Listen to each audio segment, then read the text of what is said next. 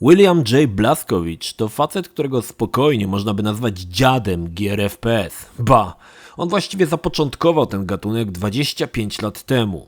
Tak, Blazkowicz zabijał Niemców, gdy części z was nie było jeszcze na świecie. Seria Wolfenstein jednak jest starsza niż William. Pierwsza gra pokazała się w 1981 roku na komputery 8-bitowe i PC. Mało kto o tym pamięta. Pomimo pięknej historii, seria nigdy nie była zbytnio eksploatowana. Pomijając dodatki i dziwne próby wydawania gier na urządzenia mobilne, Blazkowicz pojawił się tylko w 5 tytułach. Średnio jedna gra na 5 lat. W 2014 roku, po wspomnianych 5 latach, postanowiono znów zaprzęc Williama do walki z naziolami. New Order był grą świeżą. Nie oferował co prawda nic, czego by wcześniej nie było. Nadal walczyliśmy z nazistami, jednak alternatywna historia świata, w której to naziści wygrali wojnę, wciągała jak bagno. Poza naciskaniem spustu liczyła się fantastycznie prowadzona fabuła, rzucająca bohatera w coraz to inne części Europy, tak dobrze nam znane, a tak inne. Do tego konkretnym smaczkiem była Alicja Bachleda, która podkładała głos Ani Oliwie. Ogólnie cieszyła polskość zawarta w grze. Kurde, cieszyła jak nigdy. Po dodatku Old Blood wydanym w 2015 roku przyszedł czas na pełnoprawny sequel o podtytule New Colossus i będzie narzekanie. Oj, będzie. Gra w zasadzie zaczyna się zaraz po wydarzeniach z New Order. Blazkowicz został uratowany z kompleksu trupiej główki, jednak ciężko ranny po 5 miesiącach śpiączki nie jest tym, kim był wcześniej. Zmizerniał, schudł, do tego musi poruszać się na wózku. Stał się cieniem samego siebie, jednak przeszłość nie dała o sobie zapomnieć. Frau Engel, którą oszpecił parę miesięcy wcześniej, wpadła na jego trop. Zdeterminowany babsztyl zrobi wszystko, aby dopaść Blazkowicza. William, zniszczony, wycieńczony walką, wsiada na wózek inwalidzki i rusza w kolejny bój. Przyznam, że punkt wejścia fabuły wypadł zacnie. Zamiast superbohatera mamy kalekę, który ledwo może poradzić sobie sam ze sobą. Pierwsza misja, gdy Blazkowicz porusza się na wózku, to świetny patent pokazania, że bohater jest już na wyczerpaniu i jedzie na rezerwie. To bardzo dobry motyw. Niestety z fabułą mam największy problem. Jest miejscami po prostu głupia. Skiepszczono ekspozycję niektórych postaci, które zamiast strachu wzbudzają uśmiech zażenowania. Weźmy taką Frau Engel. W New Order była to nieprzewidywalna baba Naziol. Pierwsze spotkanie z nią w pociągu trzymało w napięciu, otaczała ją ponura aura tajemniczości i okrucieństwa. Tutaj w pierwszych scenach przypomina bardziej szaloną idiotkę, której nie sposób brać na poważnie. Postać stała się karykaturą samej siebie. Ponadto autorzy postanowili zafundować troszkę humorku na rozluźnienie pośladów i wyszło to kiepsko. Niech za przykład posłuży scena rozmowy Blazkowicza z Anią. Sytuacja jest napięta. William umiera. Ania chce zmobilizować BJ'a, aby się nie poddawał, że jest po co żyć. Łez nie wyciska, ale trochę wzrusza. Więc autorzy wprowadzili jakiegoś dzitka, który wyłazi z kibla w połowie rozmowy bohaterów i wspomina, że kibel działa i jest zajebiście. Trochę jakby podczas końcowej sceny Blade Runnera po monologu Roya Betty na scenę wbiegł karzeł, siarczyście puścił pierda i uciekł. Może jest to i zabawne, tylko po co? Miałem wrażenie, że scenarzyści nie do końca wiedzieli, jak poradzić sobie z dość ciężkim scenariuszem umierającego Williama, więc w połowie gry zafundowali taki twist, że nazwanie tego idiotyzmem jest komplementem.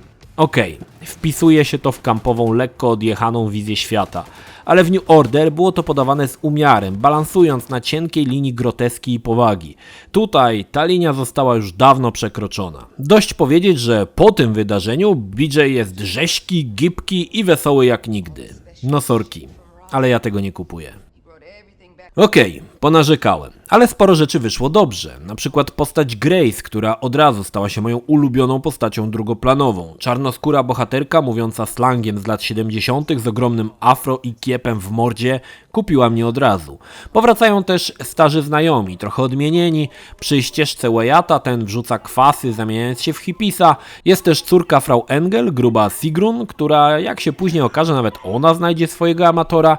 Historia też z początku wydaje się niezła, szczególnie z Williamem na wózku. Później trochę zamula, wprowadzając zupełnie nieciekawe miejscówki, wiecie, jakieś bazy, podziemia.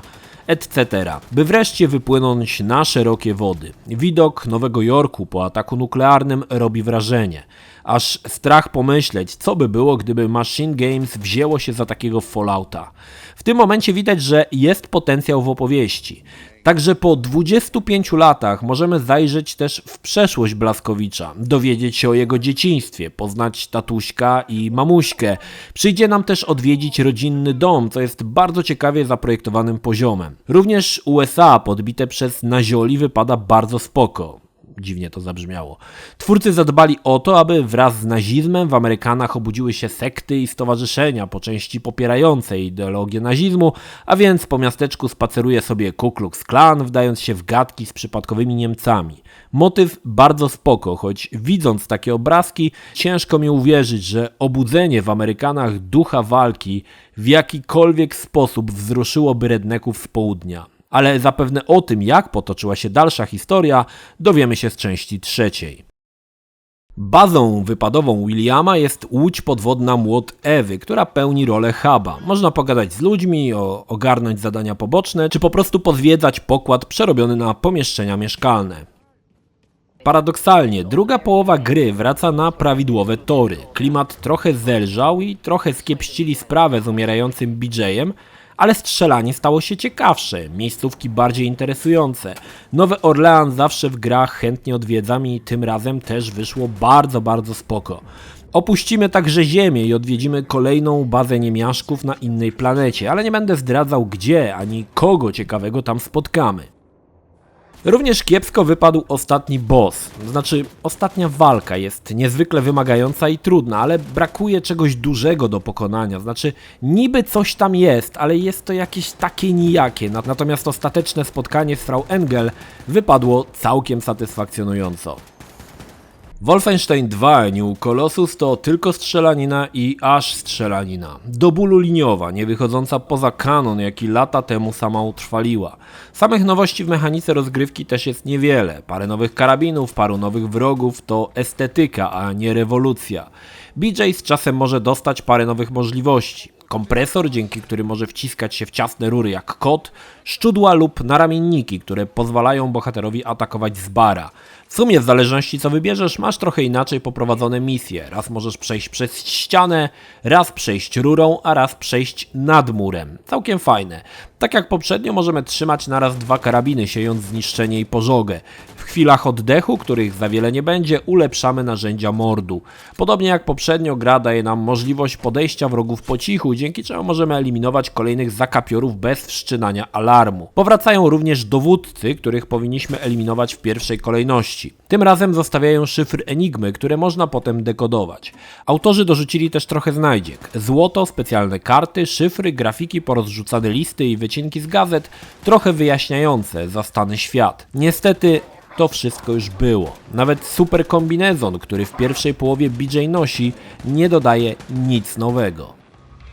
No właśnie, z kombinezonem łączy się ciekawa rozkmina. Skoro kombinezon jest kuloodporny, jak pokazują cutscenki, to po co zbierać żelastwo, które broni przed kulami? W końcu jest kuloodporny czy nie? Ponieważ gra jest trochę krótsza od poprzedniczki, autorzy zastosowali dość paskudny i brzydki manewr. Otóż w pierwszej połowie gry dali BJ-owi tylko 50% energii.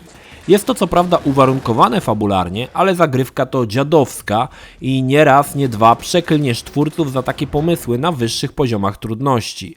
A ten, no jest wyższy, bo masz połowę energii. Wrogowie są potężniejsi i przy niektórych momentach powtarzanych dziesiątki razy, jak na przykład ucieczka z sądu, zapłaczesz łzami bezsilności. W drugiej połowie gry energia wraca do normalnego poziomu. Nagle jest łatwiej. Trochę dziwne podejście, no ale cóż. Strzelanie w New Colossus nadal cieszy, a widok niemiaszków rozrywanych kulami ciskanych po ścianach jest niezwykle wymowny. Do tego brutalne egzekucje toporkiem cieszą sadystyczne oko i ogólna brutalność gry robi swoje, choć jak dla mnie znów przegięto trochę pałę i sama brutalność czasami ociera się o pastisz. Niemniej będzie to ulubiona gra kalekiego algorytmu YouTube'a, który z lubością będzie obcinał zasięgi z gameplayami twórcom, którzy zechcą pokazać te wszystkie wspaniałości na ekranie. Co nie, klocuch? Pamiętacie ukryte poziomy z Wolfenstein 3D, gdy BJ szedł spać? Autorzy poszli tutaj o krok dalej i udostępnili całego Wolfensteina 3D, którego możemy odpalić sobie na automacie w naszej bazie. Szanuję tego typu pomysły w opór. Tylko jedno pytanie. Dlaczego BJ ma taką długą szyję? Czyżby były to przygody kaprala żyrafy? Inną sprawą jest to, że jest to wersja ocenzurowana, co jest dość dziwne, bo gra nie ma problemu ze swastykami, ale Wolf 3D już tak. W ogólnym rozrachunku Wolfenstein 2 New Colossus nie jest zły, jest bardzo wtórny, choć przeniesienie akcji do Stanów dało grze w drugiej połowie sporego kopa. W większości czasu jednak wykonujemy to samo co zawsze, ten sam schemat. Arena, próba przejścia na cichacza, walka, czyszczenie areny i wejście do kolejnej areny i tak w kółko. Są niewielkie chwile oddechu od schematu, ale można je policzyć na palcach jednej ręki ślepego pracownika tartaku. New Colossus jest mniej spektakularny, historia nie jest tak rozbuchana jak w części pierwszej. Dużo tu łażenia po industrialnych bazach, podziemiach, a mniej po otwartym terenie. W mojej opinii jednak warto zagrać, w końcu to kolejna część kamienia milowego growej historii.